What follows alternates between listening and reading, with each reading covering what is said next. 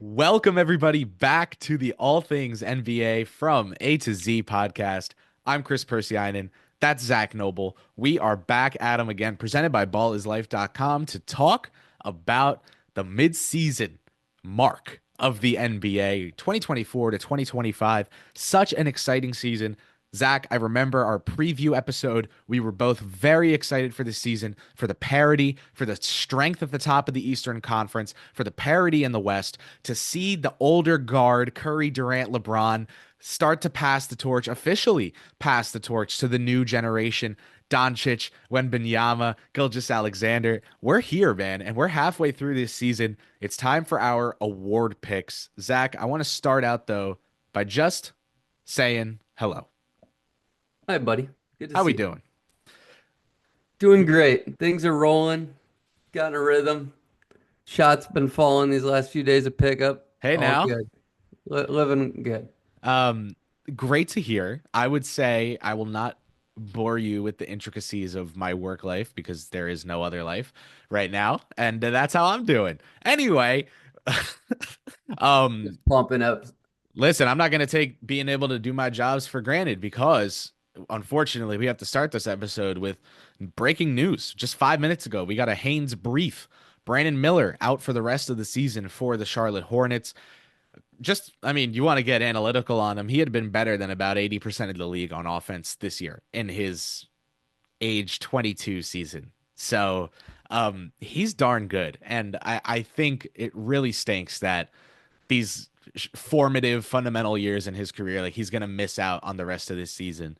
And it stinks for Charlotte, obviously, too. But my first thought is Miller, how much he loves basketball and how he doesn't get to play stinks. But Charlotte, it's not like this is going to derail their playoff hunt. I just never good, man. No, he's one of my favorites, honestly, up and comers. I loved him even before the draft. The thing is, he came out of the gates hot, which is great to see.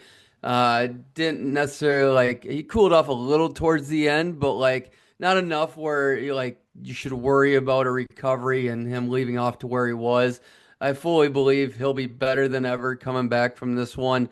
It's good it happened during a shitty year for the Hornets, and it will help their tank. Maybe Cooper Flag can end up there, and this team could just be even better because I think the foundation of Ball, Miller, Bridges, Mark Williams now after a 38 piece, I personally like what this team has going on. This should benefit, if I'm going to pick anybody, this will benefit. Honestly, I would lean towards who? Mark Williams, just because he more touches. He's been fantastic. Yeah, That's my guy. And he's been really good this season. I get excited about Mark Williams. That guy has a standing reach like Wembanyama. I mean, he has a higher standing reach than Gobert, than all these big bigs, these 7 footers. The thing is, Wemby's a little bit of a different story now. But we'll get into that later, I assume. The thing with Mark Williams is you don't want to force feed him in the post. You want him scoring in the flow of LaMelo's offense. And what this does is, to me, there's no one that benefits from Charlotte on this. The LaMelo having this number two as his valve was so valuable. So this just sucks all around. Obviously, there will be guys who get opportunity, guys who are able. They just traded for who did they just trade for in Charlotte that I was so bewildered to see on their team?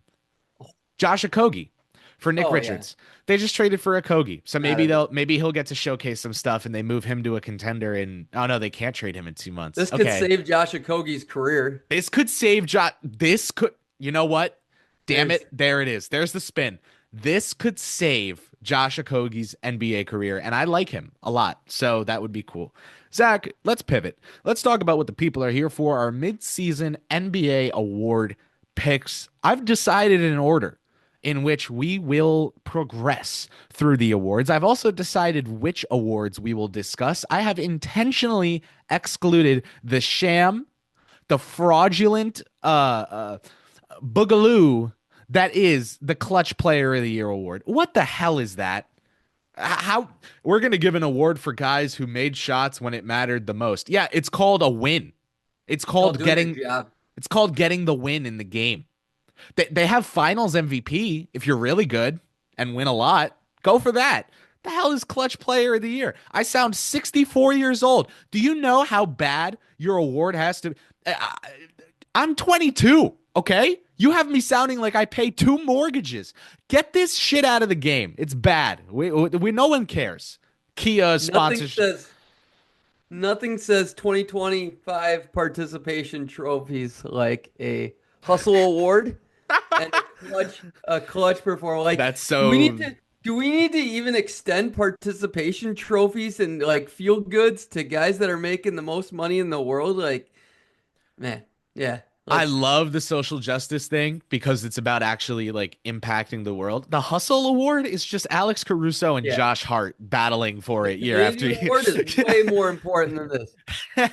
They just needed an award. They needed an award to boost the community service award There you to go. make So that. that it wouldn't be the least important one. Yeah.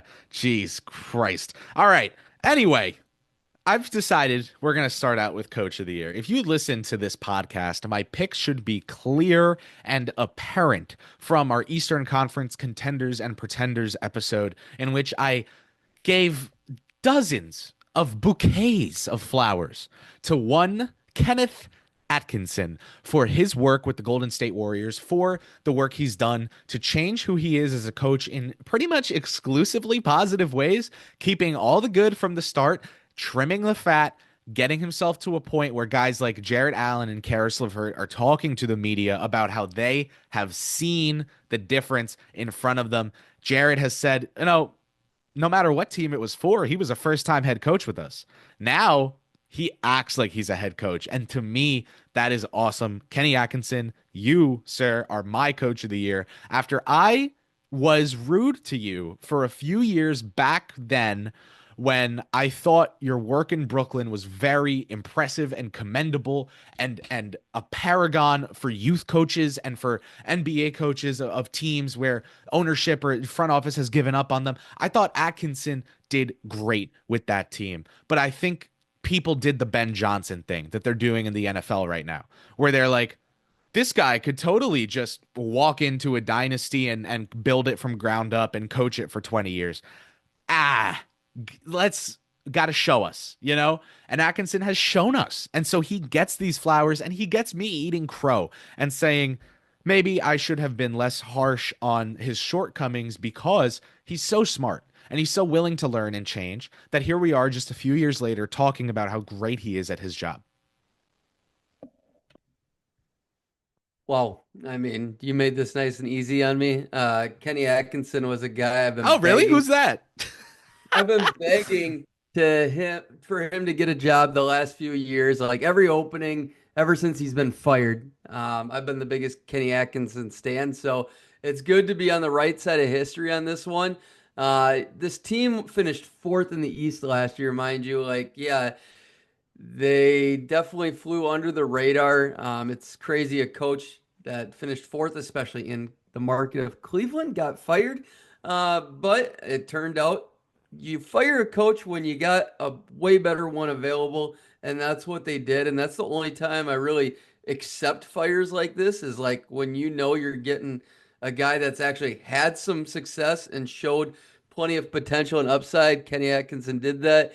And it's not just he brought a team from fourth to first. He's improving and developing young players. He's making a team better everywhere. Like you name it, across the board, this team is better. But the only guy that can compete with them is the guy who has the same record as them on the other side of the ball, and that's Mark Daigneault.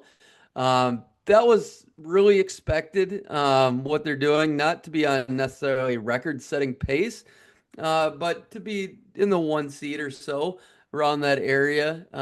He's doing it without Chet, and that's a lot of credit to him there.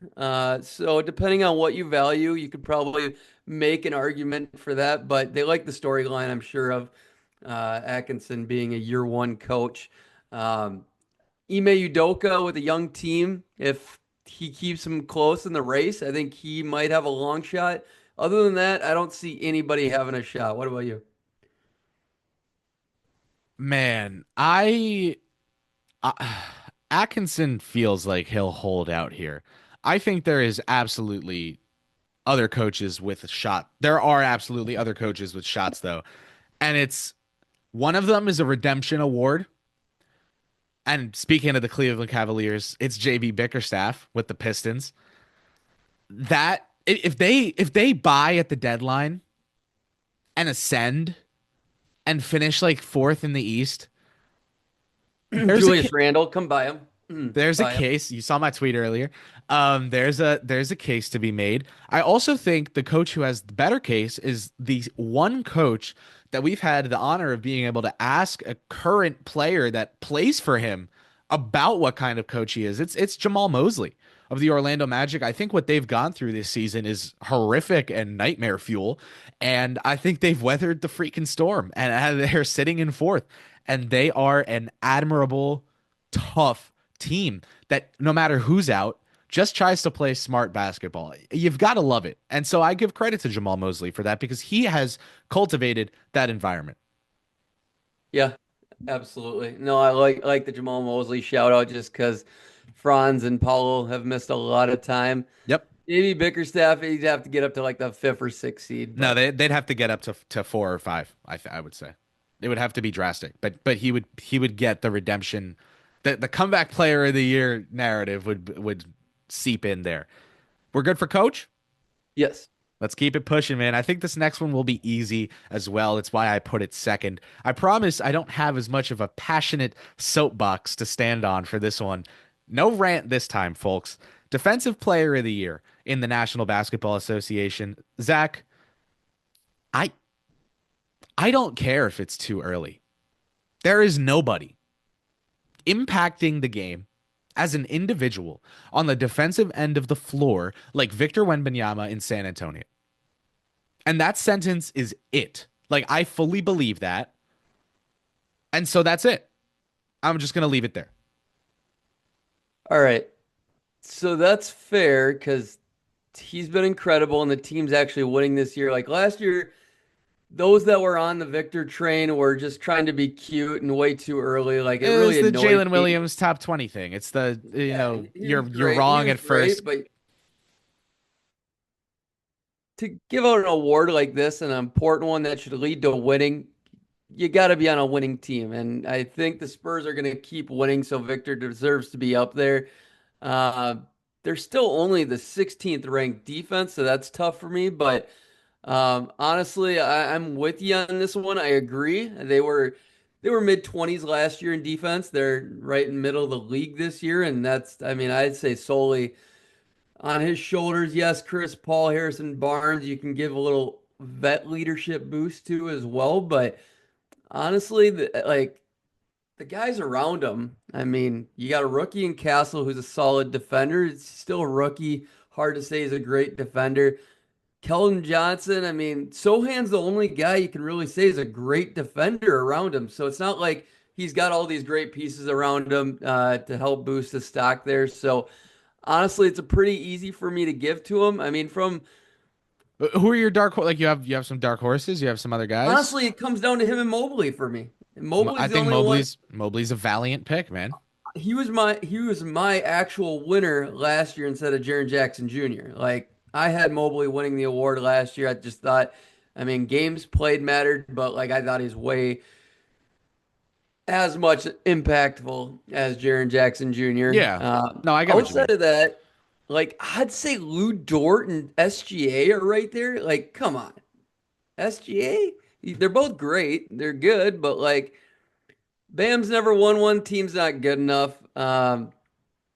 Anthony Davis, really solid. Giannis, really solid. You're just typical guys. So Dyson Daniels, I feel like gets a shout over some of these guys this year I too. can't Like believe he's even in the odds right now. Like it's awesome.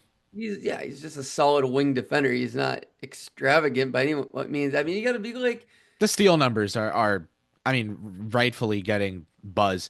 He's plus 15,000 to win the award on the site I'm let's looking be at. honest here. He's not, yeah. I mean, the thing is, plus 15,000 is the ninth best odds in the league, and he has better odds than AD. This award has started to piss me off over the years because honestly, I think they just like to make history with it. They like a name. to associate the award with. Jaren Jackson Jr. had a lot of upside potential, just like Victor, where Evan Mobley, like, it's hard for me to say that he is going to be in those conversations. Like a lot of people, he just isn't a guy that's talked about, and he's not a narrative guy. I think Jaren Jackson Jr., a lot of people would prefer to give it to over Mobley just because of the name. So I hope he gets more recognition. He's not getting a ton right now. But yeah, it's a two-man race right now for sure. It's tough. Mobley, I feel like Jaren, if Mobley's in the conversation this year, I feel like Jaren might be too. And that's just because I'm saying if we're going to zoom out far enough on the impact, if we're charting impact and Wemby's such an outlier, if you're zooming out far enough where you can see Mobley on that graph, Jaren's going to be right there too. Um, I just can't. It's actually Wemby this year. Last year it was not. And he had stuff to learn and to adjust and whatever. By the end of the year, yeah, he was playing at defensive player of the year level, but it's a season long award, folks, and he was never going to walk into his first game. When's the last player to average 4 blocks a game? To be honest, like I can't think of it. Like Mutombo type stuff. Uh, Kareem, Kareem definitely no, did it. Mutombo definitely did. I'm trying. Yeah, the last guy, Elijah, Matumbo was after Olajuwon. Yeah, yeah. Olajuwon was older by the time he won the rings. For Matumbo probably did it after Olajuwon. I would guess the last time was probably Matumbo. And I don't even know if it was Philly Matumbo. I would think it was probably just Denver. But again, like this in is all before I was born. So like I'm in really speaking out of my 22. ass here. I'm speaking out of my ass. Like this is before I was born, but I think it was Denver Matumbo. Yeah, no, and blocks I think are much more important than steals in my opinion, and harder to get. But um, yeah, it's pretty incredible. 4 blocks is such a benchmark, and It's crazy. I love it. That's real life crazy. DPLY. Check it off the list. Zach, sixth man of the year. You have an opportunity here. And I don't know if you're going to take it, but I'm going to let you go first. An opportunity to flaunt my shit, and I'm probably gonna go with it. I mean, that's who I had written down. I think this guy can run away with the award for many years to come, and that's yours truly, Nas Reed. Uh, but honestly, I'm I just thought you were going to say Peyton. I set you up to dunk with me on Peyton Pritchard. You got I love Peyton. Nas? I You love got Peyton Pritchard. Nas? I love Peyton Pritchard. Don't get me wrong. I think it's sick. But Peyton Pritchard, man, where Nas I think Nas has the averages and the important. Like Peyton Pritchard's a tremendous role player.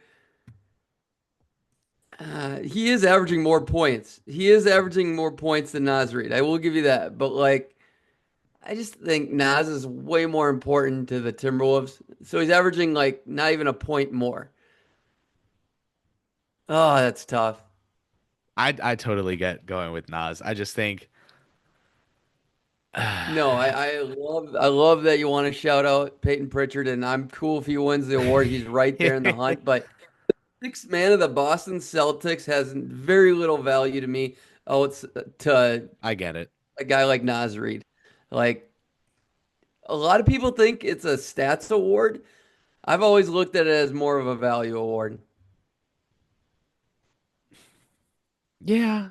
I mean, I get it. It's like, I Like remember J.R. Smith winning it and feeling like that was the purpose of the award. I remember Jamal Crawford winning it and feeling like that was the purpose of But the Jamal was award. so valuable to those teams, even as like Yeah. he started Yeah. a ton of games. And And that's the thing though, there's is like Ginobili, man. in today's NBA, the sixth men are not necessarily scorers. Your sixth man isn't necessarily your best bench player that could be a starter. It's your most impactful bench player.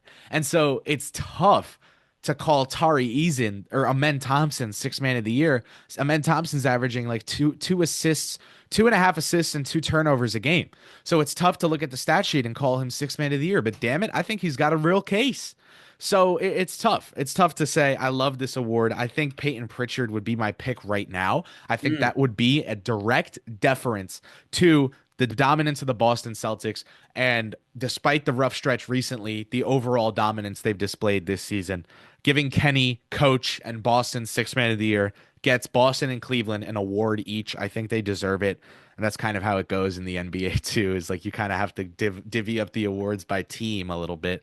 Um, so yeah, there you go. I've got You Peyton just Pritchard. value Pritchard more than Naz Reid right now? I mean, If I why? were starting a team from scratch or to their Oh, if I'm teams, starting a team if I'm starting a team from scratch, do I think if there's Nas, you definitely take equal Nas. equal players on both teams, Peyton Pritchard's probably a better player to go with on your team. I think he I will would go make a lot Nas. more Nas is less replaceable.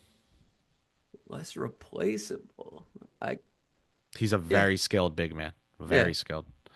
Um, so that's I what just I would say it's harder to approximate Nas's value with replacement level talent than it is Pritchard's acknowledging a downgrade. Amin So yeah. Thompson deserves a shout out though. He's I been gave him one. incredible and he can steal the award easily. And you know who It's just deserves a that shout team's out deep as but does fuck. not have a sexy name or game, so they will not get any love for this award. But you know who comes in the game and really impacts things off the bench for their winning team? Malik Beasley. That, okay. I was gonna go Santi Aldama.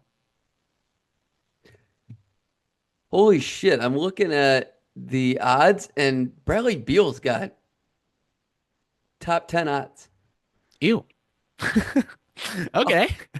All right. I mean, so does I would assume like the other legacy guys are there, like maybe No, Beasley, maybe like Portis. that's embarrassing that one, he's not even starting very much, but two, that he can't be blowing this award out of the water. Yeah. I Yeah. mean, he is averaging 17 as a six man, essentially, but There you go. All right. Let's do most improved.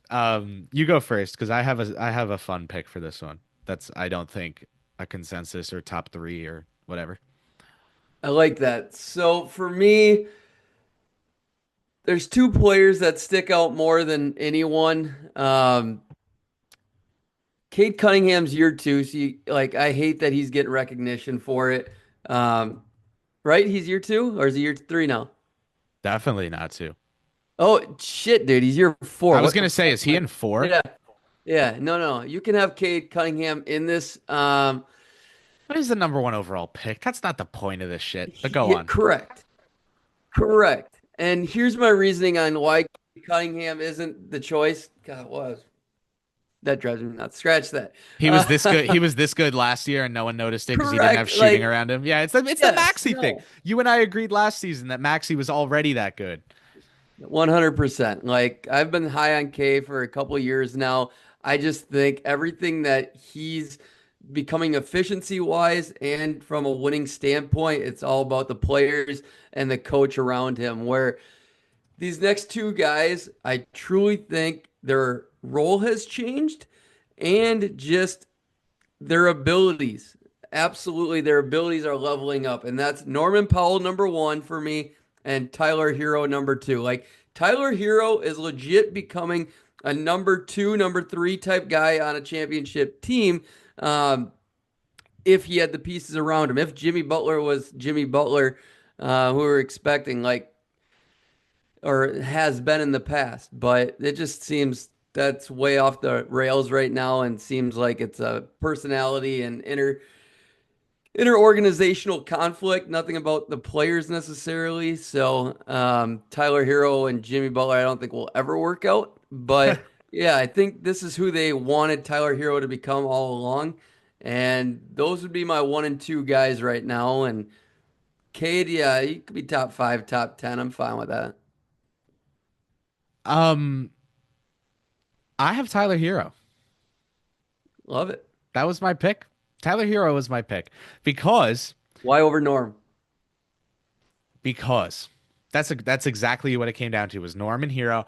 And for me, Norm Powell is kind of like just getting the chance to shine. I don't think a team ever thought to itself, we need to scheme Norm Powell as our number two scorer. This happened by desperation. And Norm is fueled by seemingly his desire to replace Paul George and show that he is replaceable or show that he's better, right? The whole addition by subtraction thing that he's going on. He sells merch, I Oh, I think. love that he's flaunting it. Yeah, I think he sells merch that says it on it with his face. So that's crazy. Good for him. That said, I think it's a disservice to Norman Powell to give him the award. I understand you're doing it to credit him, but it feels almost like um out of sympathy, like, oh, you got discarded and no one remembered you after Toronto, and you did the Players Tribune thing, and you wanted people to remember Norm, and now here we are remembering Norm. It's like, well, Zach was here the entire time saying the guy was a good player. Like, you were here the whole time singing his praises.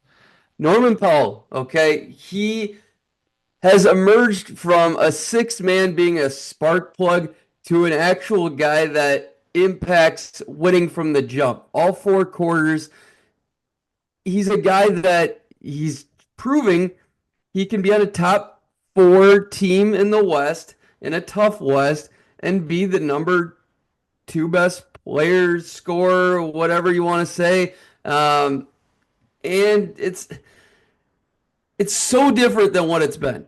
And it doesn't matter how it came about and what you explained. Like Tyler Hero was all organic, you can say. I mean, it was all intentional, where Norman Powell was kind of forced and just Well, accidental. Hero is forced into the number one role because of the whole Butler saga. But the thing is, even when Butler was on But the court, he was so good.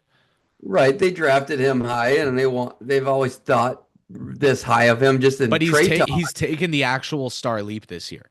And I know they've always thought this highly of him, but they've been like, everyone has thought they were nuts for it. And now this year they don't look as nuts. And I still think the way that they were trying to value him was a little crazy. But honestly, I kind of respect the delusion because you see how he's playing this year and you see the level at which he's impacting winning, and it's really impressive. And honestly, when you watch it, it shows more than on the stat sheet and on the advanced analytics. But if you would like, we can take a quick gander at the advanced analytics. You go to actual EPM for this season on the offensive end of the floor. One, two, three, four, five, six, seven, eight players are above Tyler Hero, and that's it. It's Brunson, Ball, Doncic, Curry, Garland, Gilgeous-Alexander, and then one non-guard. It's Jokic at the top. Those are the only players above Hero in terms of offensive impact on winning. It's remarkable what he's done this season, and he's really, I genuinely think, playing at a different pace, playing at his own pace, able to read the floor a little better. The chemistry he's developing with guys like Jovic or Highsmith on these pick and pop, pick and roll looks, I think it's all falling into place for this kid. No, I agree. Everything you said on Tyler Hero, pick and roll standpoint, playmaking. He's doing so much more outside of scoring this year, and that's where he's taking the jump, in my eyes. Do I think he can be much better than this? No, I think we're seeing Tyler Hero at his peak. I really do. If he gets much better than this, Well, hello? bring this back. Bring it back. Call me out. Like He if he Tyler turned, Hero gets he turned 25 3 days I ago. don't care, man. I just don't see Tyler Hero getting any better than this. January 20th, 2000. He was born. And on January 23rd, 2025, he has peaked in life. Rethink that one. Take that one home with you. I'm gonna make you come I back to have that. thought Don't worry. about this. You said it. Now we'll come back to it. On this award, though, I want to shout out two other guys on this award. Let's hear it. The big one here, Jalen Johnson. I think Nice his player. leap, year three. Um, Has there been a leap? on- what? Has there been a leap?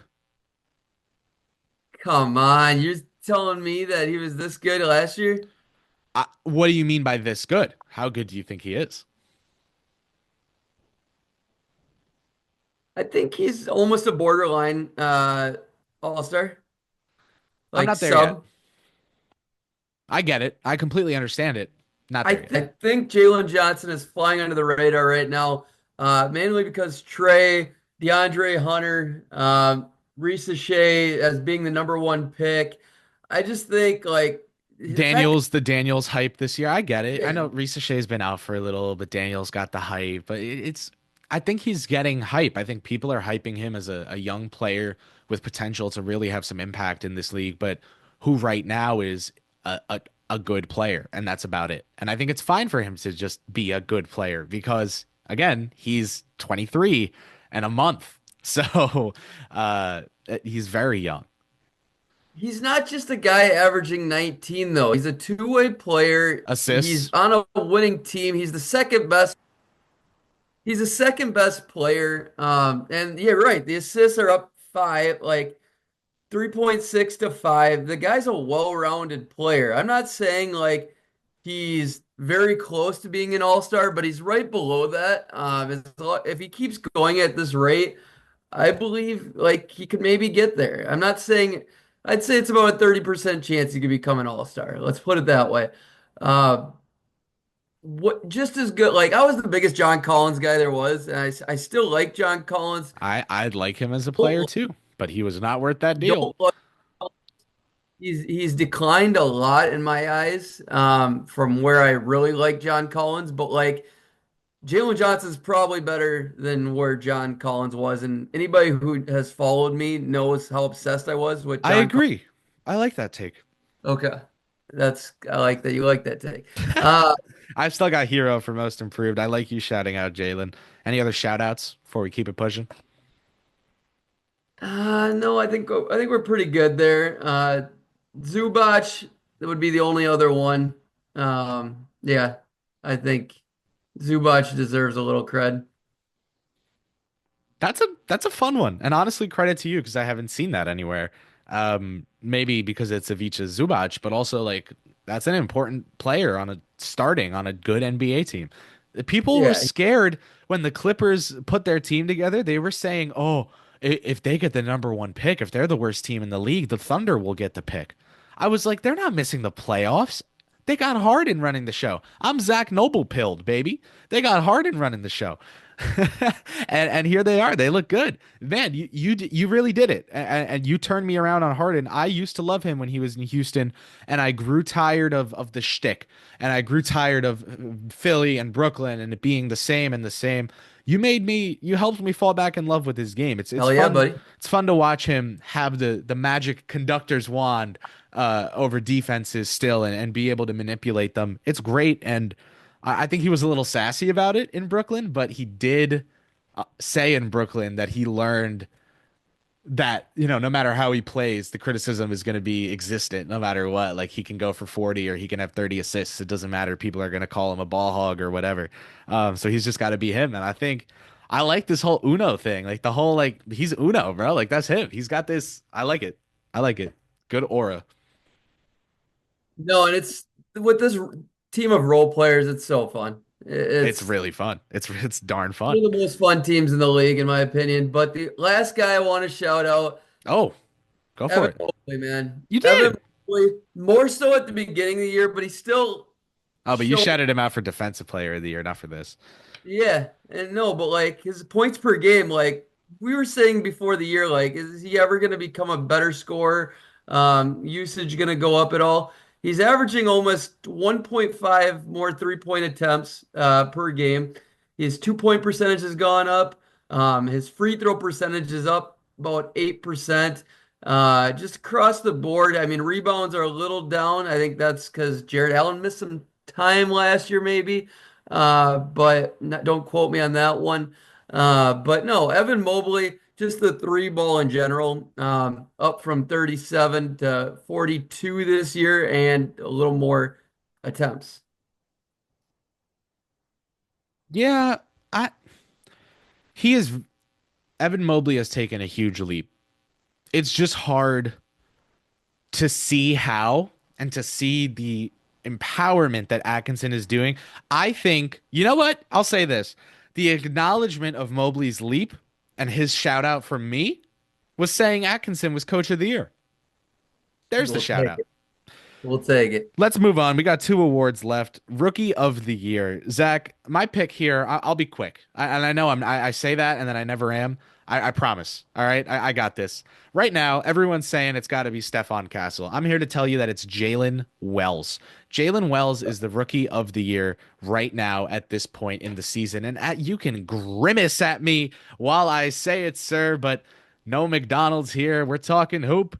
Jalen Wells has been good on the offensive end of the floor. He has been a productive, positive player on the offensive end of the floor. For a rookie, that is impressive, especially given the amount of responsibility he's been given on that Grizzlies team. When you look at the amount of minutes he plays, it may not jump off the screen to you as being insanely high, but if you sort the Grizzlies by minutes played, Wells is fourth up to this point in the season, and he's a rookie. And the Grizzlies are really good. So when you look at the Western Conference, they're 29 and 15. They're in the third seed right now on the day that we're recording this. Wells has played the fourth most minutes for them. He started 39 games this season, averaging 12, giving you 3.5 boards, giving you a dime and a half to only one turnover. He doesn't foul very much. He two fouls a game despite being a starting rookie. I'm impressed all around. Castle's cool. I like Castle, but we do the thing with this award where we reward the winning. We gave it to Malcolm Brogdon. So now we give it to Jalen Wells. Your show. You're referencing a guy from what, 10 years ago? I mean, let's be honest here. Malcolm Brogdon can't be the focal point of why you'd give it to Jalen Wells, but I get it. This is the worst plethora of rookies in fuck, man. How many years is this? Like, when's the last time award has been this gross? This is like, I don't even like referencing this as an actual award. Like, Jalen Wells, fine player. Alex Sarr, okay. He's showing a little bit of flashes, some potential, terrible efficiency. Um, Stephon Castle on a 500 team, 40% from the field, 25 from three, not even doing much assist wise. Like this is gross. Like gun to my head, like Jared McCain, 20 games into the year was the rookie of the year. Like he was making it look like he was going to help contribute to winning, put up the stats, He was and running away with it. yeah, be a very Running. worthy rookie of the year. Okay, he went out the window. So then it just became a gross fest. To me, Zach Edey, Dalton Connect are the two most like polished looking players. It's just they probably won't get enough time. They're only averaging around 20 minutes. If they were to get 27-ish, 30-ish, they'd contribute to winning. They'd probably be the two best players in this class right now. I think they'd be reasonable candidates. I really like what I'm seeing out of Khalil Ware, but yeah, this is gross. Where has been fun. I think you're too low on this rookie class. Like the depth is better than I'm talking about. Like decent um, role player, sure, just like we were hoping for. But as a rookie of the year, this is gonna be whoever wins this award is gonna be the worst rookie of the year, maybe of all time.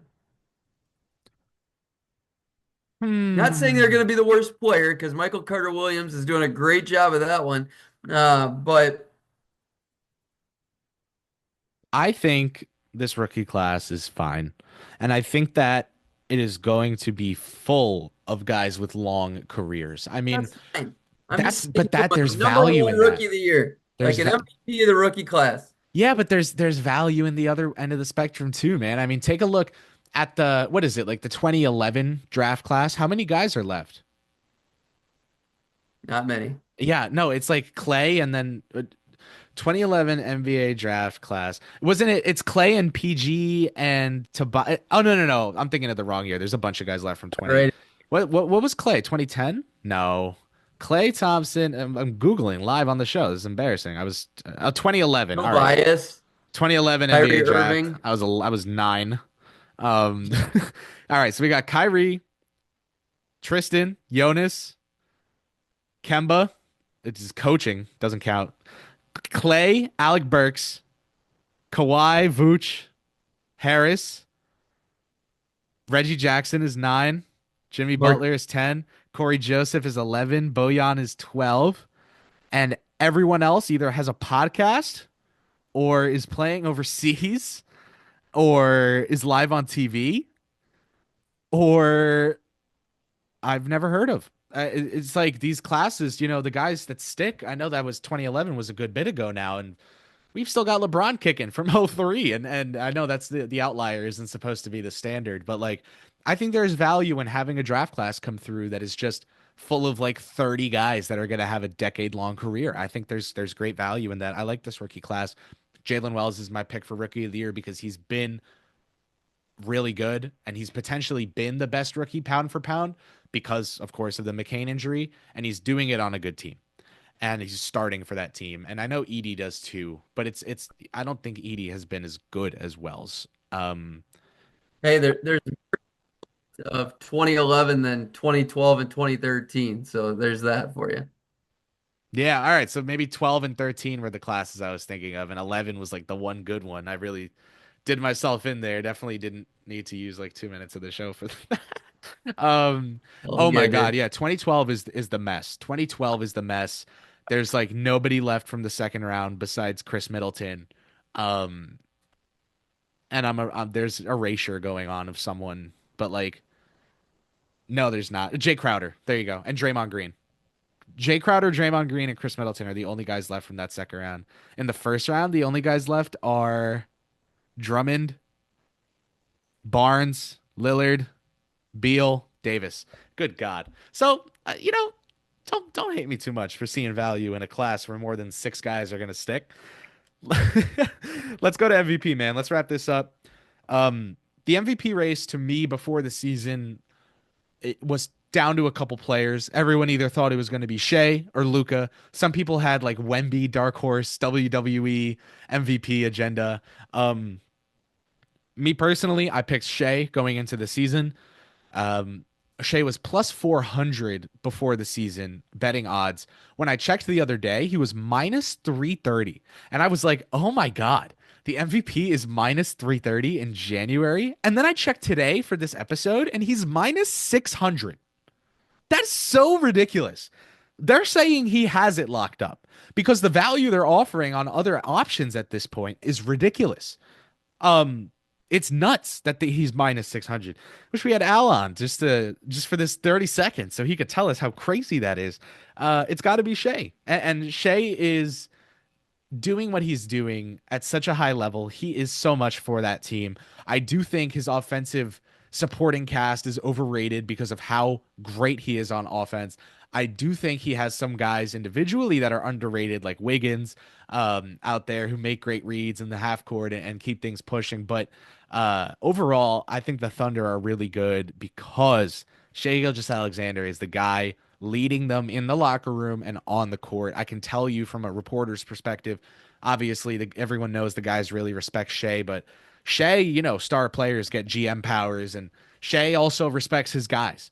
And he really has like helped build that environment there. So Shea's my easy MVP pick, especially because that was my pick before the year. So I get to look smart on at least one of these awards. Yeah, I mean, I completely agree. Shea's the easy pick right now, and that's solely based on the record. And however you want to dictate that record, whether it's the value towards Shea, and the value's strong there. I mean, he's incredibly clutch. The guy should be winning the clutch award too, probably.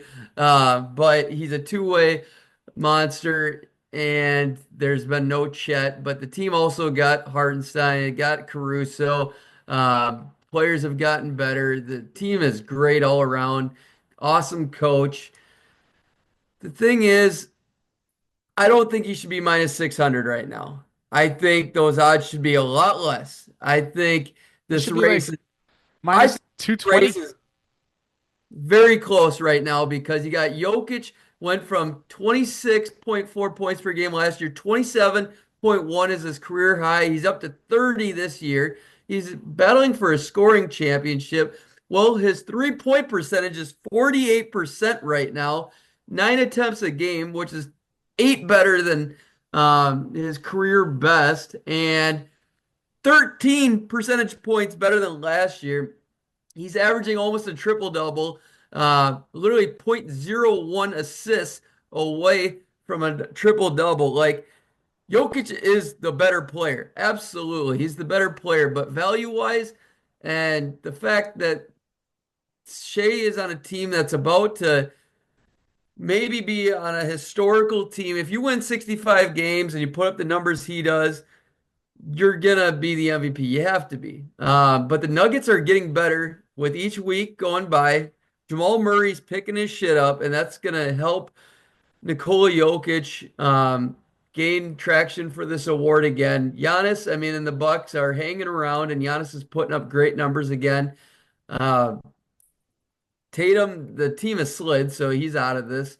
But think about if Mitchell was putting up his stats last year and the records were the exact same, we'd have a real tight battle. It'd be incredible right now. If he was averaging 29, 30 like he was, he'd be right there with Shea. We'd be talking the exact same way. It's just he's not as good on defense as Shea is. And then we'd be debating supporting cast right now. But yeah, the whole Jokic Shea debate is going to be incredible. I think it's got to be hyped up a lot more than it is. The big thing is there's a 9 game difference between these two teams right now. I don't think that's very far because I think OKC is young. Who knows where they're going to end up? But Denver is only heating up, and they know the marathon of this season. Um, they've dealt with some BS, and Jamal Murray has taken things a lot more seriously as the year goes. So I'm not ruling out Jokic by any means.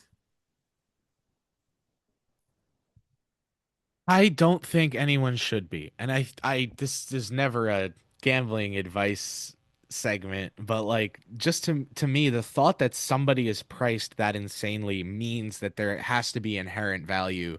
They're double teaming Shea. Someone's open, right? Like there's got to be inherent value on picking anybody else. If they think that that one candidate has it so locked up. It's a very interesting. I totally could see Jokic ending the season with it. But you know what? Here's my counter. If the Nuggets make a move at the deadline, I don't think Jokic will win it because people will credit the move for their success if it happens. If they're good and they didn't make a big move at the deadline, there's his case. Um, and then again, that comes down to is the storyline there? Because we have seen MVP never mean MVP unless the storyline is there. Russell Westbrook was such a strong storyline that MVP meant MVP that year, not best player on best team. So we'll see. We'll see how it goes, but that's where we're at right now for the midseason mark. I'm sure we'll have plenty of changes to these lists when we review them at the end of the year, but we will make sure to do just that and to come back to Mr. Zach Noble's take about a certain person who cannot legally rent a car. No, he just who as of 3 days ago could legally rent a car. Say he has peaked in the game of basketball. We'll come back to that. We'll come back to you guys right Wait, here on all keep getting things NBA. better. What was that? I said keep getting better. Make me look like shit. But Hope so. That would be cool, right? So, thank you guys so much. Thumbs up, subscribe, 5-star, like, turn on that notification bell. Literally just hit all the buttons, all of them. It all helps and it's so easy for you to do. If you don't want to subscribe, if you don't want to sign up for seeing all of these, just throw a thumbs up and scroll on. Thank you so much for hanging out with us. We appreciate you. We'll see you next time on All Things NBA presented by Ball is Life. peace.